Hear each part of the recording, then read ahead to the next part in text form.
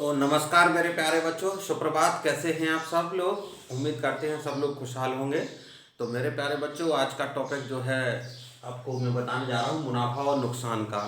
ये बहुत ही महत्वपूर्ण प्रश्न है। इसमें अक्सर हर प्रतिवर्ष जो है 2 से 3 प्रश्न पूछे जाते हैं और यहाँ पर जो प्रतिशत आधारित प्रश्न पूछे जाते हैं तो प्रतिशत मैं पहले आपको बता चुका हूँ। उसी से आगे वो का एक कदम है लाभ, नुकसान और फायदे का। तो मैं आपको बता रहा हूँ कि हमें मुनाफा कब होता है और नुकसान कब होता है। ये दोनों चीज़ें, मुनाफा मतलब हमें फायदा, मुनाफा का मतलब होता है हमें फायदा। फायदा हमें कब होता है बेटा? फायदा, मुनाफा, फायदा। और नुकसान, ठीक है, नुकसान यानी घाटा। घाटा हमें कब होता है, ये चीज़ें ध्यान रखनी है। तो चलिए हम शुरुआत करते हैं फायदे और नुकसान की। आजकल पूरी दुनिया अपने फायदा दिख रही है। आपने देखा होगा जैसे स्वार्थ कहते हैं, एक सार्वभौमिक जो शब्द है स्वार्थ। तो मेरे प्यारे बच्चों, हम जीवन है और जीवन की कई चरण होते हैं जिसमें हमें मुनाफा और घाटा दोनों होते रहते हैं। कभी हमें बढ़त मिलती है तो कभी हमारे जीवन में घटोतरी होती है। तो ये दोनों चीज़ें चलती रहती हैं। दिन है तो रात है, अच्छा है तो बुरा है, और मुनाफा है तो घाटा है। तो इस चीज़ को हम देखते हैं अपने दैनिक जीवन में किस तरीके से उपयोग होता है। तो आइए देखते हैं मुनाफा या फायदा क्या होता है। मान लो ये लेन देन की प्रक्रिया से है, दोनों सब लेन देन, ध्यान रखना। मुनाफा और जो है नुकसान, ये लेन देन, लेन देन की प्रक्रिया, लेन देन की प्रक्रिया के शब्द हैं। जब भी हम कोई लेन देन करेंगे तो वहाँ ये चीज़ें हमें देखने को मिलती हैं। या सीधी सी बात करें कि हम कोई व्यापार करेंगे, कोई व्यापार, कोई धंधा, ठीक है, या कोई किराना स्टोर वगैरह, कोई भी चीज़, या सब्जी बेचने का, ठीक है, फल बेचने का, जहाँ भी यहाँ ये बेचना, जहाँ भी बेचना होगा, बेचना खरीदना, वहाँ ये नुकसान फायदा होगा। कोई धंधा करेगा, कोई व्यापार करेगा, कोई बड़े स्तर पर कॉरपोरेट स्थापित करते हैं तो वहीं कहीं ना कहीं हमारा जो है फायदा और नुकसान चलता रहता है। तो ये व्यापार के महत्वपूर्ण शब्द हैं। जो भी बच्चे और भविष्य में बिजनेस करना चाहें उनके लिए और अच्छी यहाँ पर बेसिक चीज़ें क्लियर करने का एक अच्छा मौका है। तो उम्मीद करते हैं कि इस वीडियो को आप देखेंगे ध्यान से और इसके कंसेप्ट को समझेंगे। तो आइए चलते हैं हम एक मुनाफा की तरफ। चलिए, हमने मान लो कोई चीज़ है, अगर हमने वो ऐसे 1 रुपये से लेके चलते हैं, 1 रुपये में खरीदी है और हमने उसको 2 रुपये में बेच दी, तो ठीक है, हमने उसकी खरीदी कितनी थी? 1 रुपये में, और बेची कितनी है? 2 रुपये में। तो सीधी सी बात है कि उस वस्तु को हमने ज़्यादा मूल्य में बेचा है जितने में हमने खरीदे था। यानी जो हमारी लागत है, लागत जिसे बोलते हैं, उससे ज़्यादा में अगर हम कोई वस्तु को बेच रहे हैं तो हमें निश्चित रूप से फायदा होगा। ठीक है, क्या होगा? फायदा होगा, मुनाफा होगा। उसी को बोलते हैं लाभ, ये लाभ, ठीक है। और अगर मान लो हमने कोई चीज, ऐसे मान के चलो कि हमने एक किताब खरीदी, किताब को दुकान से 100 रुपये में खरीदा, 100 रुपये में खरीदा, खरीदा माने उसको लिया, और पढ़ने के बाद हमने उसे 80 रुपये में बेच दिया, 80 रुपये में बेच दिया। तो बताओ नुकसान हुआ या फायदा? तो हमें ये बताना है कि हमारे लिए बच्चों नुकसान हुआ है कि फायदा, कि हमने 100 रुपये में कोई किताब ली थी और 80 रुपये में उसको हमने बेच दिया। तो हमें ये देखना है कि हमें मुनाफा हुआ या नुकसान हुआ है या घाटा हुआ, ये चीज़ देखनी है। तो देखो, हमने जो है पुस्तक है या किताब है, देखो यहाँ ध्यान से, किताब को खरीदा, कितने में खरीदा बेटा? खरीदा है 100 रुपये में, खरीद उसकी खरीद की है, ठीक है। और बेचा कितने में है, बेचा है उसको 80 रुपये में। अब देखो यहाँ एक चीज, जब मैंने आपको the comparison of natural number पढ़ाया था, प्राकृतिक संख्याओं की तुलना, तो उसमें मैंने आपको बताया था या तो कोई संख्या बड़ी होगी या छोटी होगी या कोई क्या होगी, बराबर होगी। तो उसमें अब ये ज़्यादा एकदम छोटा कंसेप्ट में जाने की ज़रूरत नहीं है। 100 और 80 है, सीधी सी बात है, इसमें बड़ा कौन है, 100 बड़ा है ना। यानी यहाँ हमने किताब को ज़्यादा में खरीदा। 100 क्या था हमारी, यहाँ क्या थी, 100 खरीद, और 80 क्या थी, बिक्री। तो इसका मतलब क्या है, हमने खरीद ज़्यादा में की थी, और इसी खरीद को जो हम खरीदते हैं उसको क्या कहते हैं हम, क्रय, क्रय मूल्य, ठीक। और बेची कितनी थी, 80 रुपये में, तो जो जो बेची होती है ना उसको बोलते हैं विक्रय मूल्य। तो सीधा सा देखो, आपको यहाँ एक क्वेश्चन नजर आ रही होगी बच्चों कि क्रय मूल्य ज्यादा है और विक्रय मूल्य कम है। देखो जो है cost price is greater than selling price. जो हमारा क्रय मूल्य है वो विक्रय मूल्य से कैसा है, बड़ा है, ज्यादा है। तो ऐसी स्थिति में हमें क्या होगा, नुकसान, क्या होगा, नुकसान, घाटा होगा। इसी नुकसान घाटे को हम बोलते हैं बेटा गणितीय मानक शब्द में हानि, इसी को बोलते हैं हानि। तो यहाँ हमें क्या होगी, हानि होगी। अब हानि देखो बच्चों कितने की होगी, हमने खरीदी कितनी में थी किताब, 100 रुपये में, और बेची कितनी है, 80 में। तो हमारा क्या हो गया, नुकसान। तो हमें ध्यान रखना है कि नुकसान को हम क्या बोलते हैं, हानि। क्योंकि ये हम तो कहते हैं कि इतने को नुकसान होगा, इतने को घाटा हो गया, लेकिन ये शब्द क्या है, हमारे घर परिवार में प्रयोग नहीं होते हैं, हानि। इसको लॉस भी बोलते हैं इंग्लिश में, इसलिए हम इससे परिचित नहीं होते हैं। इसलिए मैंने कोशिश की है कि उन शब्दों को जोड़ के आपको ये बताया जाए। तो इसको बोलते हैं हानि। तो बेटा देखो, हानि हमें क्या हुई, हानि। तो क्या, तो बताओ नुकसान हुआ है या फायदा, तो हमें हुआ है नुकसान। क्या हुआ है, नुकसान। क्योंकि 100 रुपये में खरीदी थी, वो पढ़ने के बाद उसे कितने में, 80 में बेच दी, तो हमें हुआ नुकसान, और इसी नुकसान को बोलते हैं बेटा हानि। तो हानि हमने कैसे, हमें नुकसान कितने का हुआ, 20 रुपये का हुआ। क्यों, 100 में खरीदी थी और 80 में बेच दी। तो हमें अब ये कैसे पता चला कि हमें 20 रुपये का नुकसान हुआ। तो देखो बच्चों, अपन ने देखा था कि 100 रुपये में हमने उस वस्तु को खरीदा था और 80 में बेचा था, तो कितने का नुकसान हुआ, 20 का। क्योंकि हमने 100 में से कितने को घटा दिया, 80 को। तो देखो यहाँ हमारा फार्मूला बना, 100 क्या था, 100 क्या था हमारा, क्रय मूल्य, क्रय मूल्य। उसमें से हमने क्या घटा दिया, विक्रय मूल्य। क्या घटा दिया, विक्रय मूल्य। तो हमें क्या मिल गई थी, कितना आ गया था, हानि, ठीक है। तो देखो खरीदी कितनी में थी 100 रुपये में बेटा, बेची कितनी थी, 80 रुपये में, ठीक है। तो क्या हो गया, 100 में से 80 गया, कितने बचे, 20 रुपये। तो ये हमारी हानि हो गई, ठीक है। अब देखो बच्चों, ये हानि का सूत्र है।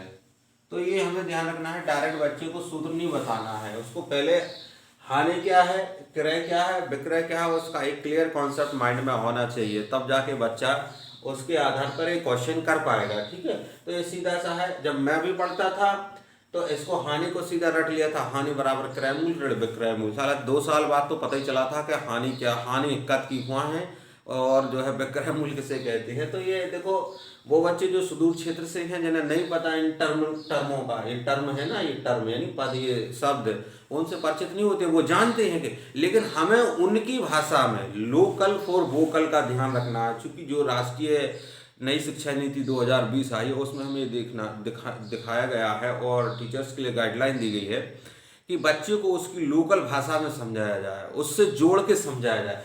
अब उम्मीद करते हैं कि ये बच्चा बिल्कुल समझ गया होगा कि घाटा नुकसान क्या है, सर ने फायदा मुनाफा क्या बताया, उसको क्या बोलते हैं, तब बच्चा उससे कोरिलेट कर पाएगा और वो इंटरेस्ट लेगा। और गणित कोई बड़ी चीज़ नहीं है, mathematics is a very simple जो है सब्जेक्ट, बहुत आसान सब्जेक्ट है, बस उसकी हमें समझ होना चाहिए। तो बच्चों ये हो गई हमें हानि, ठीक है। तो हानि यानी नुकसान, और यहाँ पर देखो हानि का हमने कहाँ कैसे क्रय किया था, जब हमारा क्रय ज़्यादा था और विक्रय कम था, तो हमें क्या हुआ था, नुकसान हुआ था। तो बच्चों इस चीज को ध्यान रखना। अब चलते हैं हम फायदे पे। मान लो यही किताब तो हमने 100 में खरीदी थी, ठीक। चलो दूसरा उदाहरण ले लेते हैं। एक गाय 2,500 रुपए में खरीदी और 3,000 में बेच दी, 3,000 रुपए में बेच दी।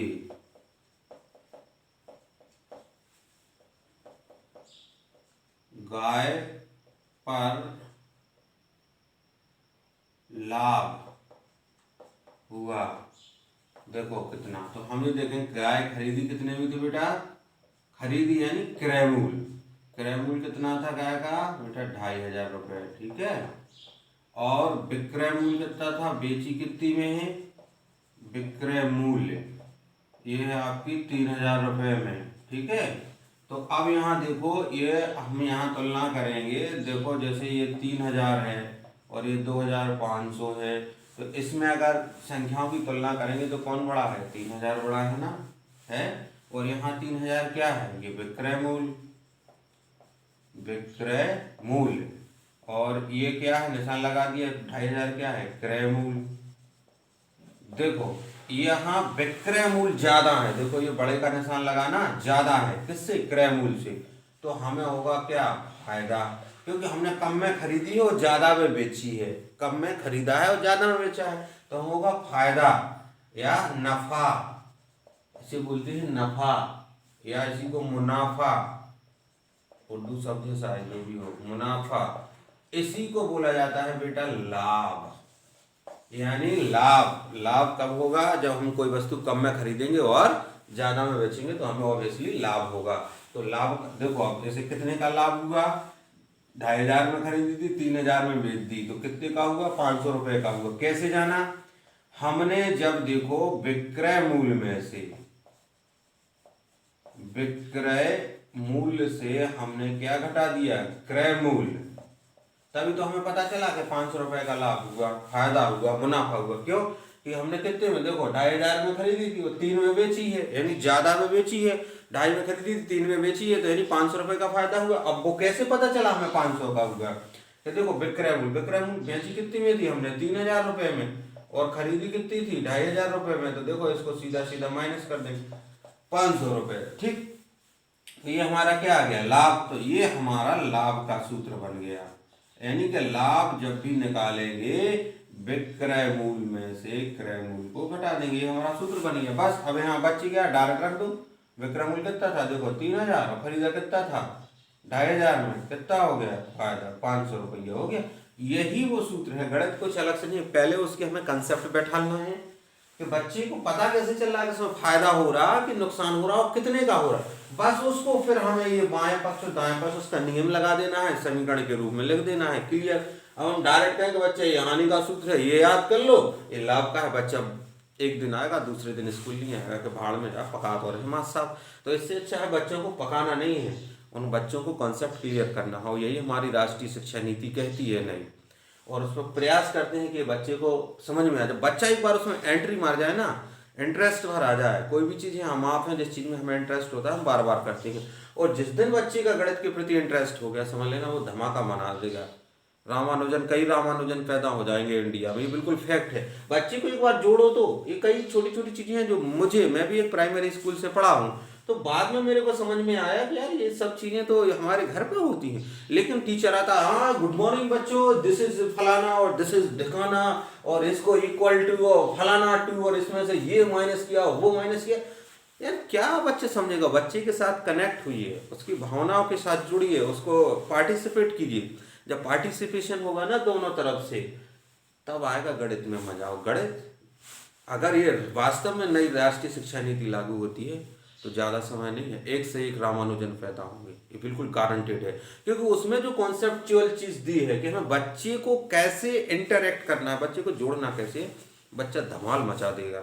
बच्चे में कमी नहीं है, भारत के टैलेंट में कमी नहीं है, स्पेशली चाहे वो शहर के हों, ग्रामीणांचल के हों, गरीब हों, अमीर हों।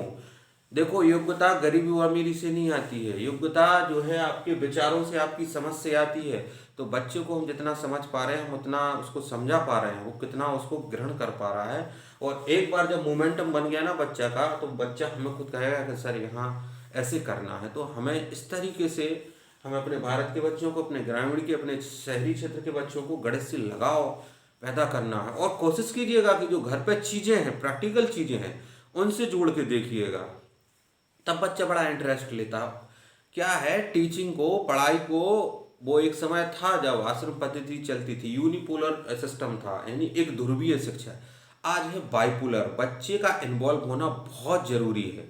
बच्चा अगर इन्वॉल्व नहीं होगा तो हमारा शिक्षण कार्य सफल नहीं होगा। तो ये ध्यान रखना है उन माता पिताओं को जो भी मेरी इस वीडियो को देख रहे हैं, कि घर पे हमारे बहुत सी ऐसी चीज़ें होती हैं जहाँ से हम हर एक कॉन्सेप्ट जो है क्लियर करा सकते हैं बच्चे को, उसकी रुचि हम जनरेट कर सकते हैं। तो इस पे हमें ध्यान देना होगा। थोड़ी देखो मेहनत तो करनी पड़ेगी, जब हमें क्वालिटी देना है तो थोड़ा सा मेहनत तो अभिभावकों को, उनके माता पिताओं को, उनके जो रिलेटिव्स हैं या जो उनके अभिभावक हैं, और जो बच्चों को अगर एक सक्षम नागरिक, एक सशक्त नागरिक और एक मजबूत व्यक्ति बनाना चाहते हैं तो शिक्षा को मजबूत कीजिए, बच्चा अपने आप मजबूत हो जाएगा। तो चलिए आगे चलते हैं। उम्मीद करते हैं कि ये लाभ और हानि का कॉन्सेप्ट क्लियर हो गया होगा। अब बात चलते हैं बेटा थोड़ा मरम्मत। देखिए ये ध्यान रखना, मरम्मत, मरम्मत, टैक्स, ठीक है, टैक्स, जीएसटी इत्यादि, ये सारी चीजें जो है क्रय मूल्य में जुड़ती है। ध्यान रखना कैसे, थोड़ा सा चर्चा करेंगे। जैसे मैंने एक मोबाइल खरीदा 8,000 रुपये का, ठीक, कोई रियलमी का खरीदा, सैमसंग का होगा। मैंने एक कोई रियलमी, मैं प्रचार नहीं कर रहा हूँ रियलमी कंपनी का, नहीं वो कुछ लोग सोचें कि ये, तो मैंने एक मोबाइल खरीदा और उस मोबाइल को मैंने 8,000 रुपये में खरीदा, ठीक। मैंने उसका कवर लिया और उसका मुझे डिस्प्ले अच्छा नहीं लग रहा था, तो मैंने ऊपर का ग्लास चेंज करवा दिया। तो 100 रुपये ग्लास चेंज लगवाने में लगे और बेहतरीन 150 रुपये का कवर डलवाया मैंने। तो मेरा जो मोबाइल का क्रय मूल्य क्या कहलाएगा, 8,000 नहीं कहलाएगा। मोबाइल का मूल्य 8,000 नहीं कहलाएगा। मोबाइल कितने में खरीदा था मैंने, मतलब 800 रुपये, 8,000। उसका कवर के लिए मैंने कितने दिए, 200 रुपये मान लो, ठीक। और उसका जो ग्लास चेंज करवाया, ग्लास कलर डलवाया था 100 रुपये ग्लास, तो कितने हो गए, 300 रुपये। तो ये 8,000 ये थे और 300 रुपये ये थे, तो ये 8,300 रुपये क्रय मूल्य माना जाएगा मोबाइल का। ध्यान रखिएगा।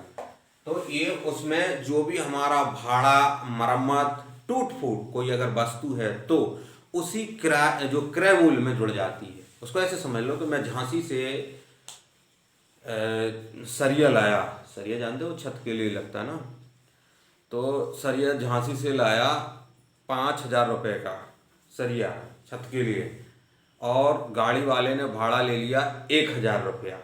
तो मेरे सरिये का क्रय मूल्य कितना कहलाएगा, 5,000 के 6,000, 6,000 कहलाएगा, क्योंकि वो किराया भाड़ा उसी में जुड़ जाता है।